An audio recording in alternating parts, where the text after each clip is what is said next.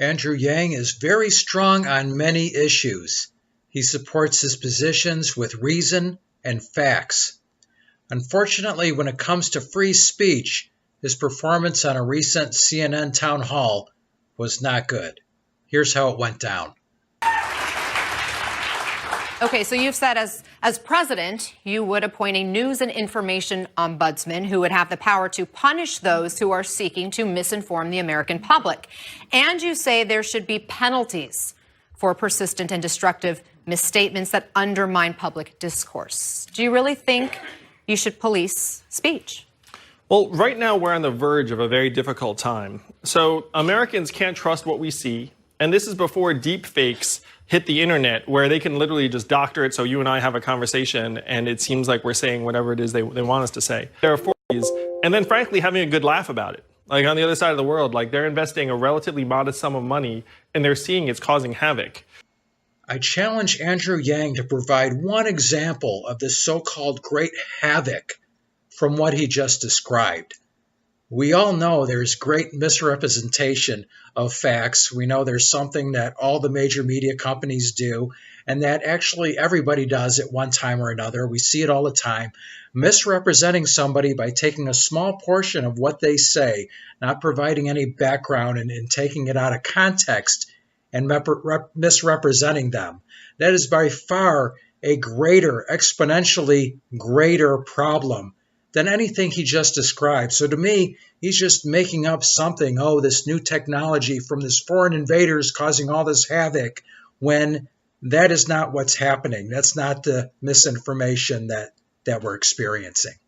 So as a society, what is the greater danger here? Is the greater danger that we're just going to descend into cacophony and no one can even agree on the facts anymore? Because in this day and age, it'd be extraordinarily hard for the government to somehow curb or censor in a systematic way. Today, it's never been easier for a government to censor in a systematic way speech because of technology.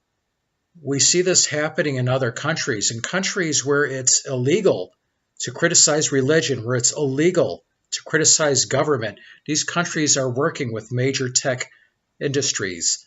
They're working with companies like Facebook, not only to censor this kind of speech, but to identify people that are criticizing religion and track them down. Identify people that are criticizing the government and tracking down, and terrorizing people into silence. But we have to be able to sort out people who are maliciously informing the American people.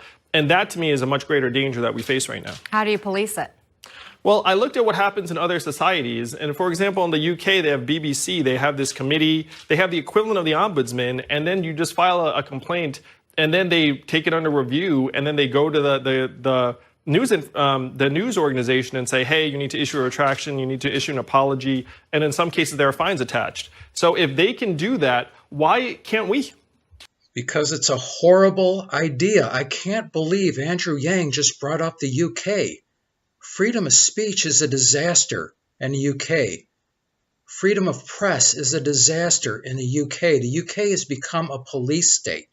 They have police officers looking at Facebook posts, looking at YouTube, looking at Twitter. People are being arrested for what they post. They're encouraging citizens to report what they feel is offensive, and they're cracking down on so-called offensive speech. A judge in the UK has the power to order an entire media blackout. A judge can throw you in prison for a confession you never made, and then order a media blackout from anybody covering it. In the UK, a judge has the power. In the United States, a judge doesn't have that power. When we think that media news is going to sway the jury, we sequester the jury. That's what happened at the OJ trial, and it's extremely rare. We don't sequester the entire country. We sequester the jury. We don't limit journalists, either from large corporations, large news agencies, or small independent journalists. We don't censor them from covering stories. In the UK, freedom of speech and freedom of press is a disaster. In the United States of America, freedom of speech, freedom of press are alive and well. So why on earth would we copy what they're doing in the UK? The UK should copy what we're doing here. So are you specifically talking about potentially penalizing news organizations? Well, the vast majority of responsible news organizations would have absolutely nothing to worry about, because it's not like CNN's going around like deliberately spreading misinformation. CNN doesn't purposely misspread misinformation. And yet, when you look at their coverage of the Covington kid with the MAGA hat, according to CNN, he got right in that Native American's face with the drums, got right in his face and was harassing him. But when you look at the video, that's not what happened at all. The kid was just standing there, and a Native American went up a few rows besides him and kind of sidestepped in front of him and just stood there. So CNN completely misrepresented, completely spreaded misinformation, and now they're being sued because of that. And there are many other cases as well. So I thought that was an extremely naive statement from Andrew Yang. About various individuals and organizations, but there are bad actors that are doing this very willfully and deliberately. So, it would apply to CNN, but CNN would have no issue with this like 99.999% of the time. I'd say 100% of the time. I agree. Okay, so Andrew Yang just agreed that 100% of the time CNN never spreads misinformation. Now, why would he do that? For political reasons. He's there on CNN, sitting next to a CNN representative. He wants fair coverage from CNN. So for political purposes, just a little push. Oh, yeah, 100%. You guys never do it. Not based on facts, based on politics. Now, what's going to happen when you give a politician the power to censor speech and fine people? What's going to happen? It's going to be political. We saw this happen in the UK when they passed a whole bunch of so-called hate speech laws, and politicians got the power to censor speech. They went after people on the political opposite. They went after the liberals, went after conservatives, conservatives went after liberals, whatever.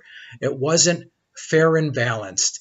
You look at what this would do, giving a government official that kind of power. If they're a Republican, they're going to go after CNN, they're going after CNBC. Fox does the same things, but they won't go after Fox. If it's a Democrat, they'll go after Fox, but they'll give CNN and CNBC a free pass, even though they're doing the same things. This is what happens, and this is why this idea is a complete disaster. Andrew Yang needs to wise up. He needs to take this policy of giving a government official power over speech. He has to remove that from his platform. There are so many issues where Andrew Yang gets it more than any other politician, any other candidate. But when it comes to freedom of speech, he don't get it. And he needs to. This is Jim Wall. Thanks for watching. Until next time.